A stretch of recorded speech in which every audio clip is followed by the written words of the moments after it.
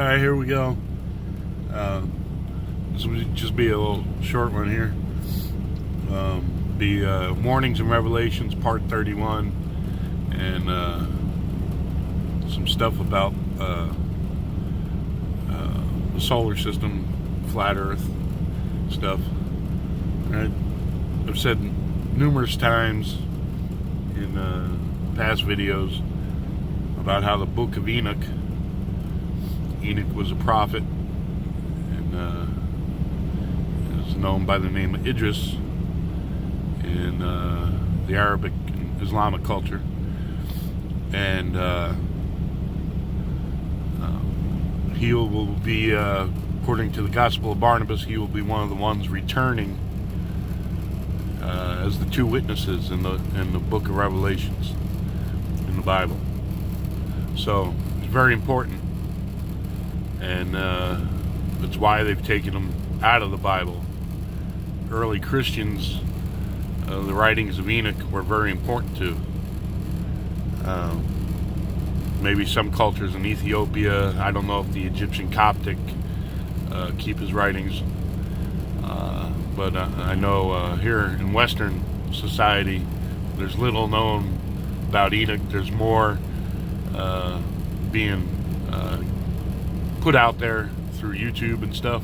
I don't know about mainstream churches, but they should really, if they're after the truth, they should really incorporate the writings of Enoch into their theological teachings.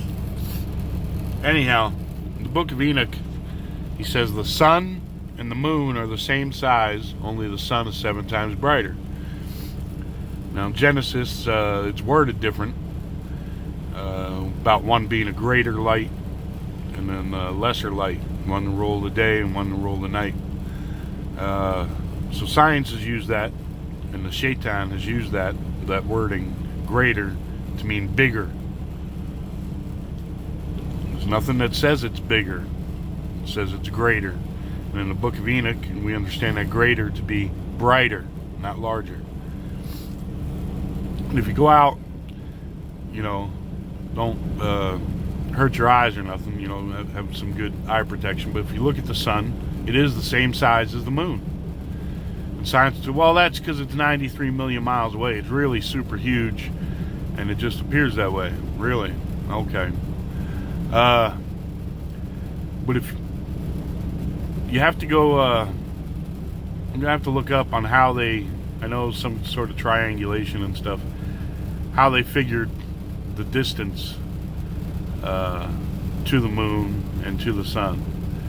Because unless you put that phony equation in there, the size of the sun, there's no way the distances should be different. Because if they're the same size, and you can look at them, they're the same size, they follow pretty much the same flight path over the Earth, from horizon to horizon. So if you were triangulating, on the moon, and you came up with, we say it's this distance, did they have some guessing work in there? I mean, do you have to put the size of something in there to figure, if it's that big, then so I'm not exactly sure how they figured out the distance, but the process and what equations they used. But I'll have to look that up. But it seems to me they got something wrong, because if they're both the same size and they both follow relatively the same flight path, then when they figured the distance to the moon, then when they figured it to the sun, if they used the same process that they did for the moon, they should have come up with the same distance to the sun. You see what I'm saying? So they had to have changed something in that equation to come up with that distance of 93 million miles. So I'm going to look into that. But all you flat earthers and you you engineers and people in the science and stuff like that, you should, and who are familiar with this kind of stuff, should be able to look at that and say, hey, you know what? They did use something different. They did change something. They didn't use the same process or whatever it is. And you should be able, whatever process they use to figure for the moon is what you should use for the sun. And you should come up with relatively the same distance. If they're the same size, and you can look at them in the sky, they are the same size. They follow relatively the same path from horizon to horizon when they go around the Earth. So there's no way, if they had to have used a different equation or something to come up with this 93 million miles from the sun. There was some information, some input that they had to have changed. The way I look at it. So if they've done that, you'd have to ask why have they done that? And you have to question everything else. So to me, that'd be the best starting point for everyone in the flat Earth out there. Is if you can prove them wrong on something, and there's something tangible right there that you can prove them wrong on, then they can't harp on you for questioning everything else. See what I'm saying? I mean, you look at the countless experiments with lasers and stuff and everything, and they have all their excuses for those kinds of things. The light's refracting and blah blah blah and all this, and that's why, even though you tell them you can see something beyond the horizon now with the lenses that cameras have, they always have an excuse. Well, here you have hard data. You have hard data from a prophet of God that the sun and the moon are the same size. There's your starting point. Hard factual data. And you can look up in the sky and see that they're the same size. And you can see that they follow relatively the same flight path from horizon to horizon across the Earth. So, if you can prove by measurement that the sun is no further away from the Earth than the moon is, there you have something. You've got them right there. And then you can question everything else and say, okay, now you people have this wrong, but you expect us to swallow everything else lock, stock, and barrel, as if it's the gospel. There's your argument right there.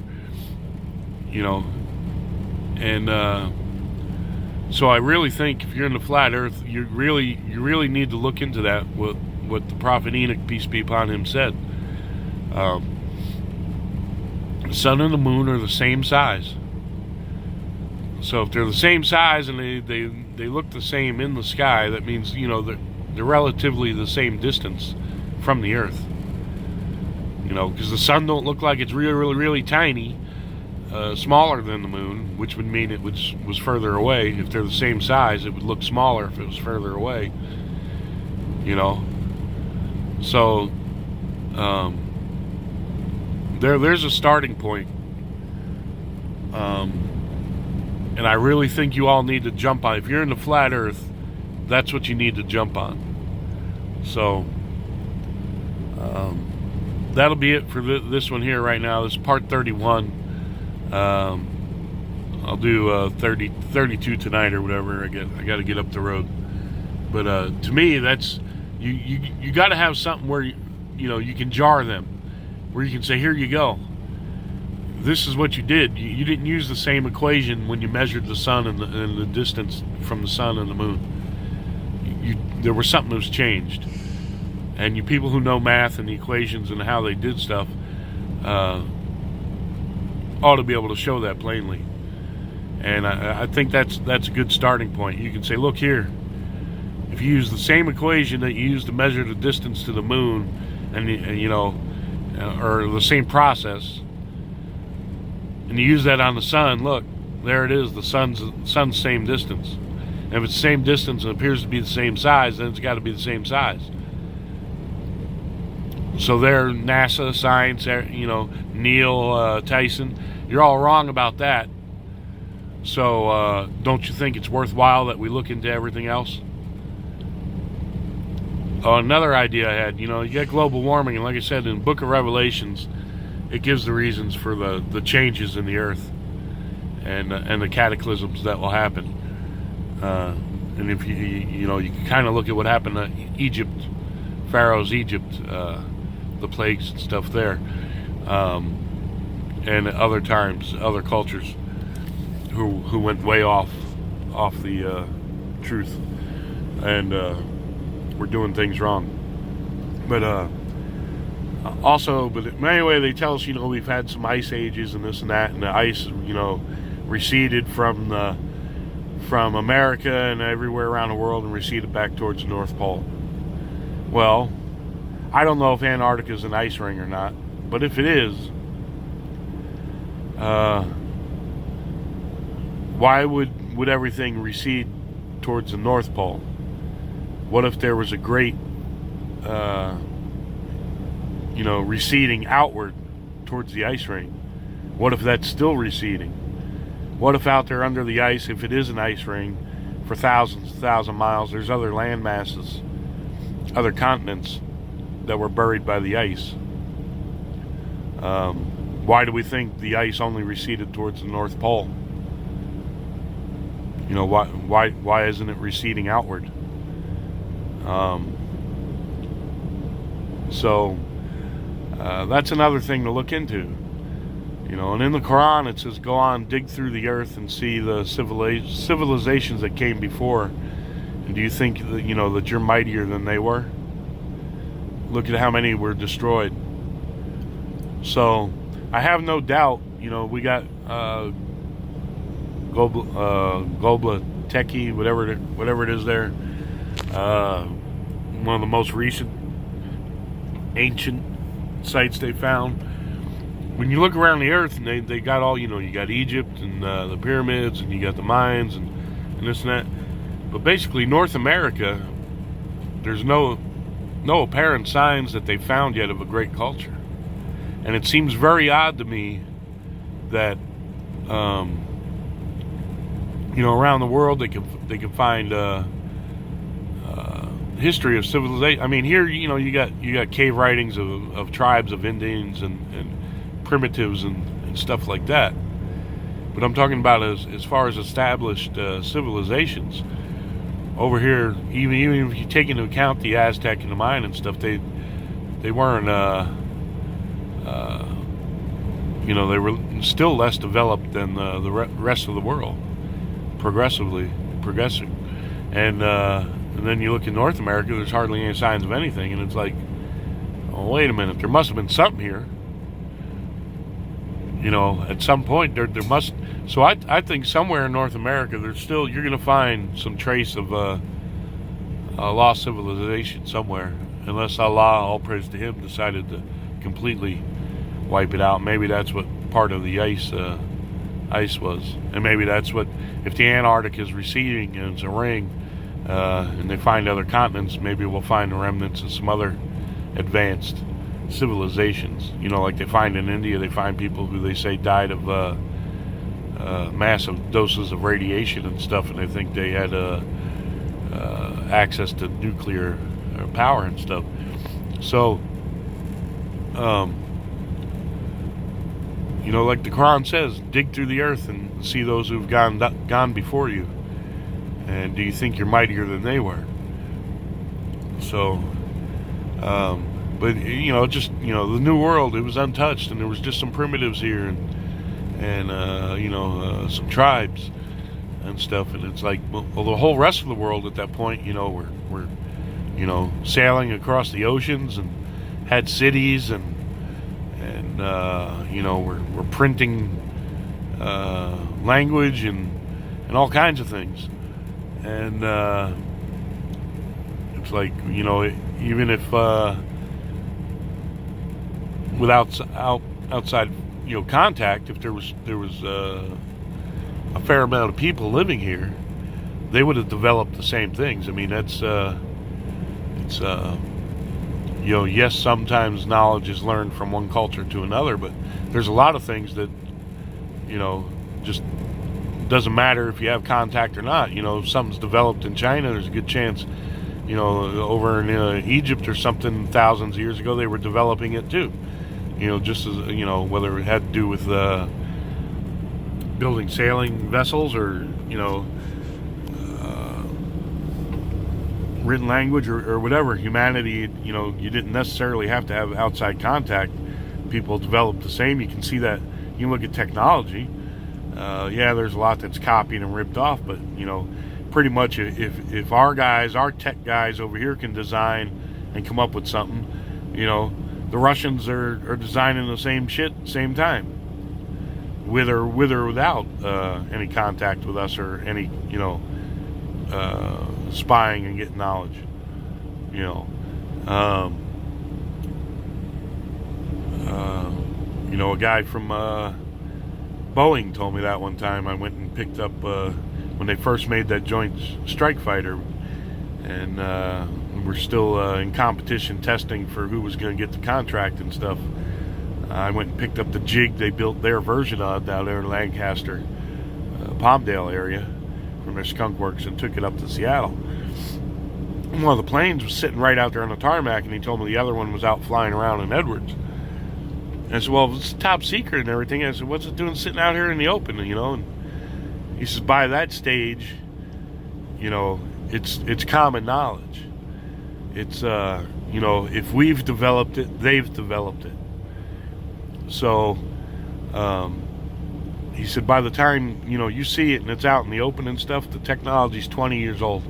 He said, it's at least 20 years old. And he told me, he says, the real stuff, the real future stuff is over in those hangars over there. And I said, okay, what do you mean? And he goes, think Star Wars. So I'm like, no shit. And he's like, no shit. And this was an older guy.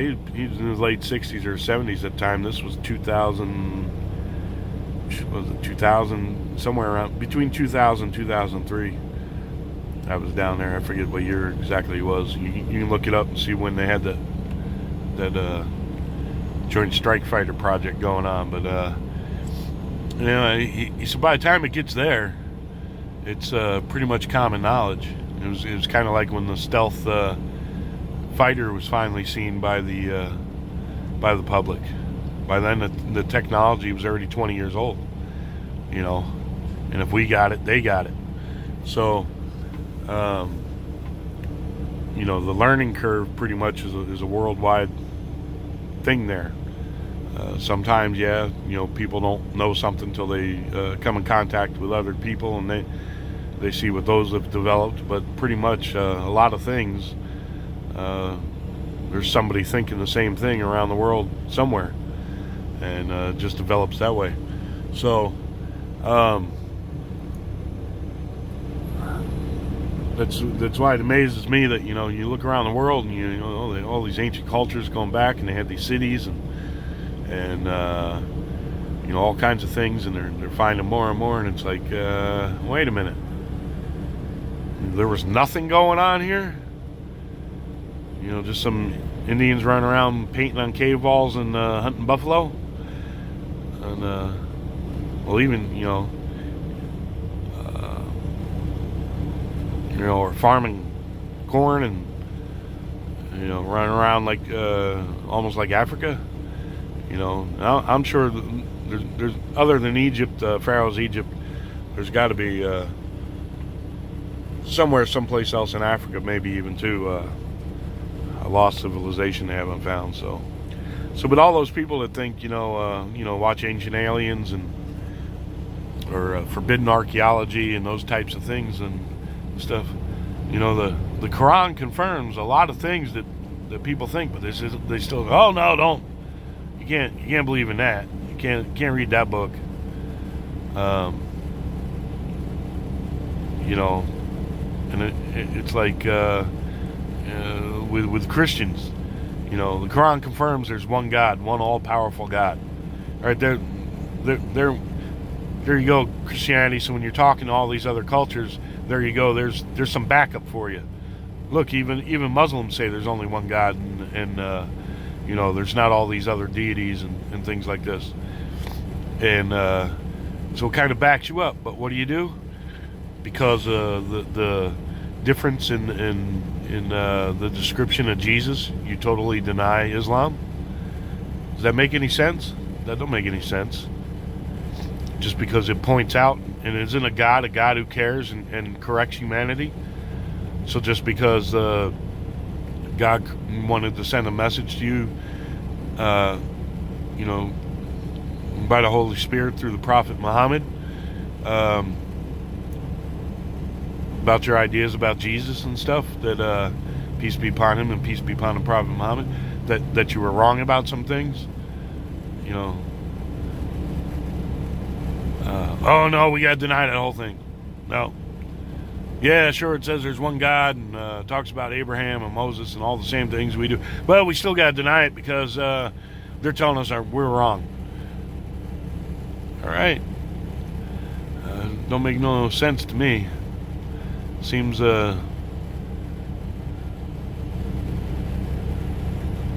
maybe you should have been more willing to take Muslims as allies and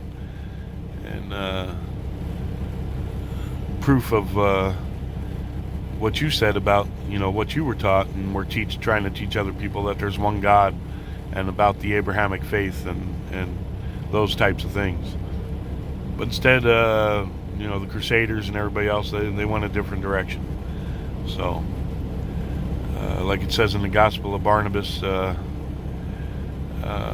Jesus says, oh, he wishes Satan didn't have such power over the sinners, you know, who were calling him God and Son of God. So, there's what you're following, and the Quran confirms that too. You know, you're following demon stuff.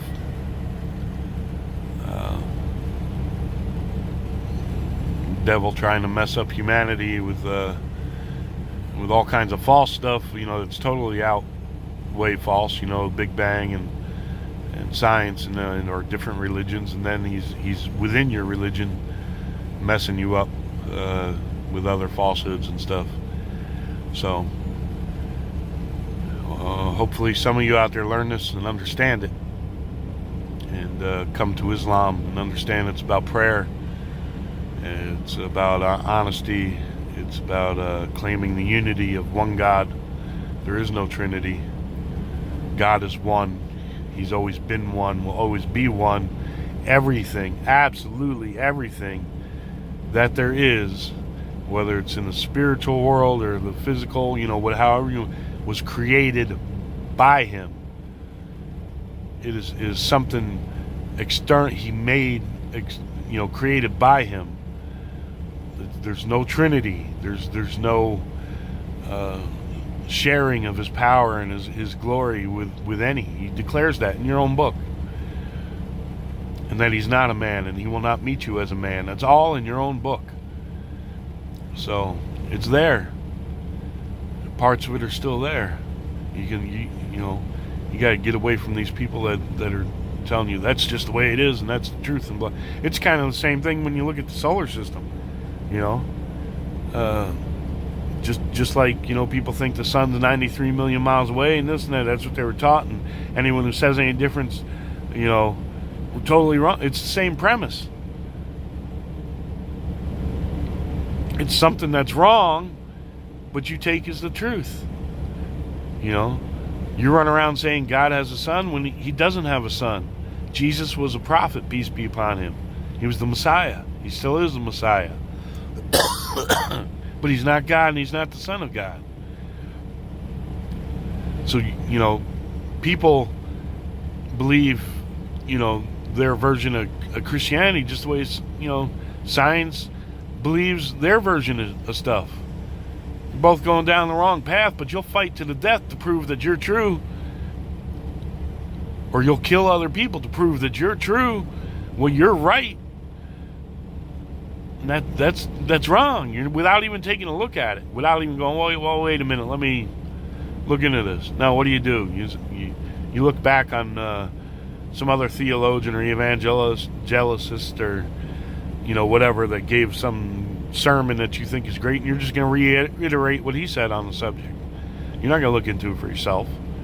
You're not going to pray and ask God about it. You're going to stick to your guns. Nope. I know. Nope. No way you could be wrong. That's the same thing the scientists do with their Big Bang and evolution and all that shit. So right there, flat earthers, well, there's a couple arguments. We know evolution is a theory. It's just something Darwin come up with and stuff. And if you're a person of faith, no matter what faith it is, evolution's a bunch of hooey. It's a bunch of hooey. So if that's a bunch of hooey, and now you can prove to them, hey, look, the sun and the moon are the same size, and you can prove that if they're the same size, then they got to be relatively the same distance. If you can prove those things wrong,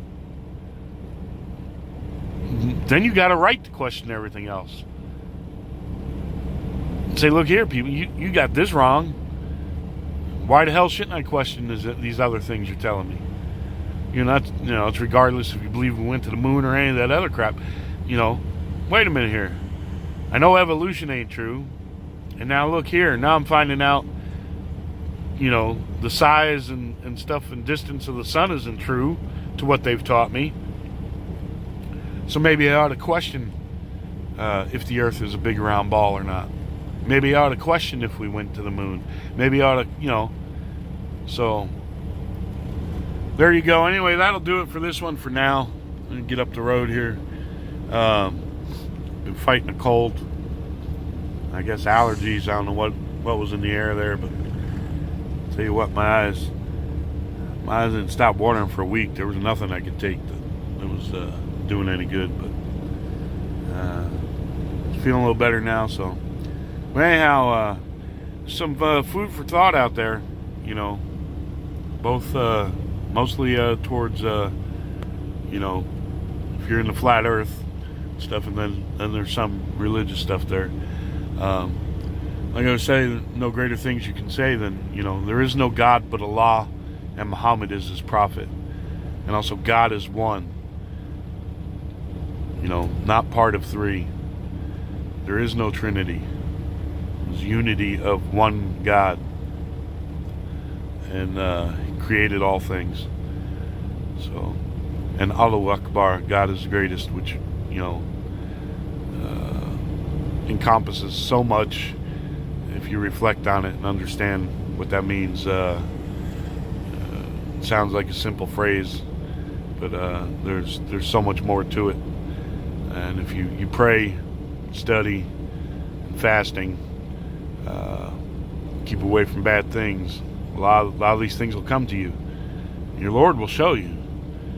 He's not sleeping. He's not hiding somewhere. He put the truth out there. He wants men to know it. And but you got to look for it. You got to want it. There's no compulsion in religion. It's up to you to want it and to look for it, and then you'll start to see and understand and have things made clear to you. Anyhow, I wish you all the best out there. Be safe, peace, and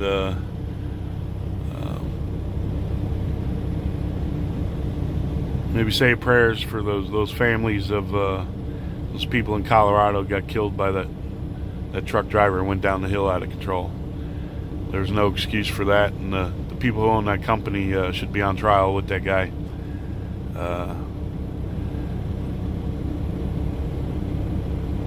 That's the way I see it. That's there was absolutely no reason. That's senseless, absolutely senseless, for them to have died like that.